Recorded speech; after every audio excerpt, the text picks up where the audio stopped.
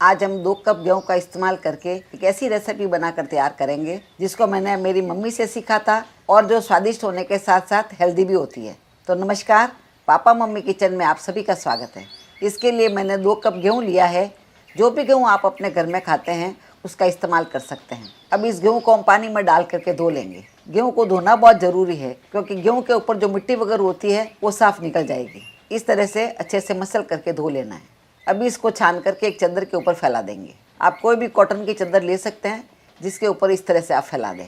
इसको हमें सुखाना नहीं है, खाली इसके ऊपर जो मॉइस्चर है वो पूरा ख़त्म हो जाना चाहिए। तो 15-20 मिनट के लिए हम पंखे के नीचे रखेंगे तो ये अच्छे से मॉइस्चर ख़त्म हो जाएगा। तो आप देख पा रहे हैं 15 मिनट में अच्छे से ये सूखे हो गए हैं। यदि पानी हाथ के ऊपर लग रहा हो तो इसका मतलब है अभी तक ये सूखे नहीं हैं। इस तरह से ये सूख जाना चाहिए, पानी हाथ में नहीं लगना चाहिए। अभी इसको हम एक बाउल में निकाल लेंगे। इसको धूप में सुखाने की ज़रूरत नहीं है, खाली फ़ैन के नीचे सुखाएंगे तो सफिशिएंट है। इस तरह सभी गेहूं को हमने एक बाउल के अंदर निकाल लिया है। अभी इसको हम साइड में रख देंगे और एक कढ़ाई के अंदर 2 टेबल स्पून जितना घी डाल देंगे। अभी इस गेहूं को हम इसमें डाल देंगे। गैस को चालू कर देंगे और इसको सेक करके तैयार कर लेंगे। 2 कप गेहूँ लेते हैं तो हमें 2 टेबल स्पून जितना घी डालना है। आप अपने घर में जो भी घी खाते हैं उसका इस्तेमाल कर सकते हैं। पारंपरिक तौर से मेरी मम्मी इसे घी में बनाती थी, इसीलिए मैं भी घी में बनाती हूँ। और मेरी भी सलाह रहेगी कि आप अपने घर में घी में ही बना करके तैयार करें। घी आप अपने पसंद के हिसाब से कम या ज़्यादा भी डाल सकते हैं। इसको हमें लगातार चलाते रहना है जिससे एक जैसा सीख करके तैयार हो, कहीं से कच्चा नहीं रहे। ये अच्छे से सीख करके तैयार हुए या नहीं, इसकी क्या निशानी होती है वो मैं आगे आपको बताती हूँ। उसका आप ध्यान रखेंगे तो आपके घर में भी एकदम परफेक्ट बन के तैयार होंगे। आँच को अभी मैंने मध्यम कर लिया है क्योंकि कढ़ाई ज़्यादा गर्म हो जाती है तो अच्छे से सीख करके तैयार नहीं होते हैं। मध्यम आँच में अंदर तक अच्छे सीख जाएंगे। हमने सिर्फ 2 टेबल स्पून घी डाला है पर पूरे गेहूँ के ऊपर अच्छे से लग गया है। गेहूँ सूखे नहीं लग रहे हैं। इस चीज़ का ध्यान रखें, आप गेहूँ को भिगा के नहीं रखें। यदि आप ये सोचते हैं कि मैं आधा घंटे इसे भिगा के रख दूँ और उसके बाद में बनाऊँ तो आपकी रेसिपी अच्छी नहीं बनेगी। गेहूँ को आप हाथों हाथ धो करके उसे सुखाने के लिए रख दें। और बहुत ज़्यादा तेज़ आंच में आप सेकेंगे तो जलने लग जाएंगे, इसीलिए आंच को हमें स्लो और मीडियम के बीच में ही रखना है। अच्छा सीख के तैयार होंगे तो उसका स्वाद बहुत अच्छा आएगा। अभी इसे पकाते हुए लगभग 5 से 7 मिनट हो गए हैं। इसमें से हल्की हल्की चटकने की आवाज़ आने लग गई है। जिस तरह से पॉपकॉर्न वगैरह बनाते हैं और चटकने चालू होते हैं उसी तरह से चटकने लग गए हैं। ये चटकने चालू हो जाते हैं, उसके बाद में हमें 2 से 3 मिनट तक और पकाना है जिससे सारे गेहूँ अच्छे से फूल जाएंगे। आपको पहले बार देख कर कैसे लग रहा होगा कि ये चीड़े रह जाएंगे, पर चीड़े नहीं रहते हैं, अच्छे से पोले पड़ जाते हैं। अभी गेहूँ हमारा अच्छे से सीख गया है और हल्का कलर भी चेंज हो गया है। जैसे आटे को सेकते हैं तो उसमें से हल्की खुशबू आने लग जाती है, उसी तरह से इसमें से खुशबू आने लग जाती है। कुल मिला के मैंने इसे 8 मिनट तक सेका है। 8 से 10 मिनट में अच्छे से सीख करके तैयार हो जाते हैं। इस समय गैस बंद करने से पहले आप 2-4 दाने बाहर निकाल करके ठंडा कर लें। उस समय मुँह में चबा करके देख लें, यदि ये पोले पड़ गए तो इसका मतलब बराबर सीख गए हैं। यदि गेहूँ पोले नहीं पड़े हैं तो इसका मतलब ये अच्छे से नहीं सीखे हैं। थोड़ी देर आप इसे और सेक लें, ये ध्यान रखना आपको बहुत ज़रूरी है। अभी इसे हम एक प्लेट में निकाल लेते हैं। इसको आप कढ़ाई में नहीं रखें क्योंकि कढ़ाई के अंदर रखेंगे तो कढ़ाई की गर्मी से ये और ज़्यादा डार्क हो जाएंगे। इस तरह से फैला करके हम इसे ठंडा करने के लिए रख देंगे। जब तक ये साइड में ठंडे हो रहे हैं तब तक ये कढ़ाई के अंदर हम 1 टेबल स्पून जितना घी डाल देते हैं और गैस को चालू कर देंगे। 1/4 कप जितना मैंने बादाम दिया है ये इसमें डाल देंगे। बादाम को हम इस तरह से सेक लेंगे। बादाम डालना ऑप्शनल है, यदि आपके पास हो तो आप डालें, नहीं हो तो स्किप कर सकते हैं। बादाम हमारे ब्रेन के लिए बहुत ही अच्छी होती है और बादाम में प्रोटीन भी बहुत अच्छी मात्रा में होता है, इसीलिए बादाम थोड़ी ज़रूर खानी चाहिए। यदि आप बादाम को सेक करके डालेंगे तो उसका स्वाद कई गुना बढ़ जाएगा। बादाम जैसे जैसे सिक जाती है वो फूलने लग जाती है। अभी इस बादाम को हम निकाल लेंगे, बहुत ज़्यादा नहीं सेकेंगे। अभी मैंने 1 कप जितने मखाने लिए हैं। मखाना भी हमारी हड्डियों के लिए बहुत ही फ़ायदेमंद होते हैं। मखाना में कैल्शियम की भरपूर मात्रा होती है। ज़्यादा मखाने डालने की ज़रूरत नहीं है, खाली 1 कप डालेंगे तो सफिशिएंट है। और घी भी हमें और डालने की ज़रूरत नहीं है, मखाने पूरे घी को एब्जॉर्ब कर लेते हैं, इसीलिए ज़्यादा घी नहीं डालना है, थोड़ा घी डालेंगे तो सफिशिएंट है। मखानों को हमने 2-3 मिनट तक सेक लिया है। इसकी खुशबू भी बहुत ही अच्छी आने लग गई है। अभी उसी बाउल के अंदर हम इसे निकाल लेंगे। अभी इसमें 2 टेबल स्पून जितना घी डाल देंगे। अभी घी हमारा गर्म हो गया है। अभी इसमें लगभग 1 टेबल स्पून जितना गोंद डाल देंगे और गूंद को हम इस तरह से सेक लेंगे। आँच को हमें धीरे रख के ही सेकना है। ये मैंने महीन वाला गूंद लिया है। यदि आप बड़ा वाला गूंद लेते हैं थोड़ा सा आप हमाम दस्ते में कूट करके ले लें। धीरे धीरे आँच में सेकेंगे तो ये बहुत अच्छा सीख के तैयार होगा। गूंद इस तरह से फूल जाना चाहिए। गूंद तो आप जानते हैं कि सेहत के लिए बहुत ही अच्छा होता है, इसलिए थोड़ा सा गूंद इसमें आप डाल दें।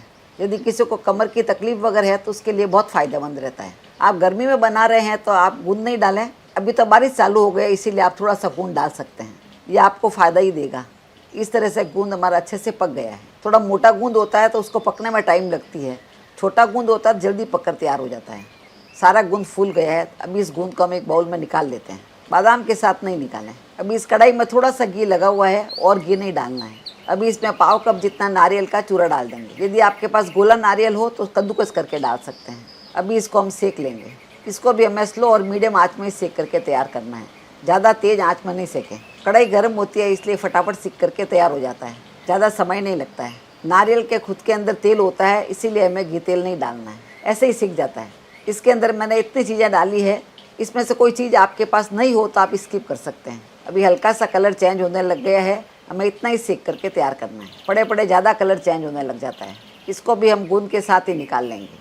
अभी सभी को ठंडा करने के लिए हम साइड में रख देंगे। एक पैन के अंदर 1 कप जितना गुड़ डाल देंगे, क्योंकि हमने 2 कप गेहूँ लिया है, इसीलिए हमें 1 कप गुड़ लेना है। मीठा आप अपने पसंद के हिसाब से कम या ज़्यादा कर सकते हैं। ट्रेडिशनली इसमें 1 कप ही डालते हैं। 1 कप गुड़ लेते हैं तो उसमें आधा कप पानी डालना है। अभी हम गैस को चालू कर देंगे और गुड़ को हम पिघाल लेंगे। गुड़ को हमें कभी भी कूट करके डालना है या कद्दूकस करके डाल सकते हैं। गुड़ की हमें 1 तार की या 2 तार की चाशनी नहीं बनानी है, गुड़ को खाली हमें पिघाल लेना है। पिघालने के बाद में 1-2 मिनट तक और पकाना है। अभी गुड़ में आप देख पा रहे हो उबाल आ गया है, अभी तक पूरा गुड़ गला नहीं है, थोड़ा थोड़ा इसमें दिख रहा है। आँच को इस समय हमें धीरे कर लेना है। गुड़ पिघलने के बाद में हमने 2 मिनट तक और पका लिया है। अभी गैस को बंद कर देंगे, इसे ठंडा करने के लिए रख देंगे। अभी साइड में जो गेहूँ हमने सेक के रखे हैं वो पूरी तरह से ठंडे हो गए हैं। अभी मैं आपको दिखाती हूँ गेहूँ सेकने के बाद में कितना फ़र्क पड़ गया है। जब हमने कच्चे गेहूँ लिए थे तो साइज़ में इतने थे और फूलने के बाद में काफ़ी बड़े हो गए हैं और काफ़ी पोले भी पड़ जाते हैं। यदि इस समय आप खा करके देखेंगे तो मुँह में काफ़ी पोले लगेंगे और स्वाद में बहुत ही अच्छे लगते हैं। साइड में हमने मिक्सी का जार लिया है, तो इसमें गेहूँ को डाल देंगे और ढक्कन लगा करके इसे पीस लेंगे। गेहूँ पोले पड़ जाते हैं तो आराम से पीस जाते हैं। अभी इसको खोल करके देख लेते हैं। ये अच्छे से सिके हुए थे, इसीलिए बहुत अच्छे से पिस गए हैं। इस तरह से महीन पीस करके तैयार हो जाता है। आप इसे ठंडा करके पीसें, कभी भी ये पोला हो जाता है तो बहुत अच्छे से पीस करके तैयार होता है। अभी इसको हम एक बाउल में निकाल लेंगे। आप देख पा रहे हैं पूरा एकदम एक जैसा पीस के तैयार हुआ है। इसकी खुशबू बहुत ही अच्छी आती है। अभी मैंने वही मिक्सी का जार वापस ले लिया है। बादाम और मखाने हमने सेक के रखे थे, वो इसमें डाल देते हैं। मखाने हमारे बहुत ही अच्छे सीख के तैयार हुए हैं। इस तरह से आप मखाना ले करके देखेंगे, देखिए आराम से टूट करके तैयार हो रहा है, मतलब ये अच्छे से सीख गए हैं। या मैं इसे दरदरा पीस के तैयार करूँगी, आप चाहे तो महीन भी पीस सकते हैं। दरदरा दिखने में भी अच्छा लगता है और खाने में भी इसका क्रंची टेस्ट बहुत अच्छा लगता है। इस तरह से दरदरा पीस करके तैयार कर लिया है।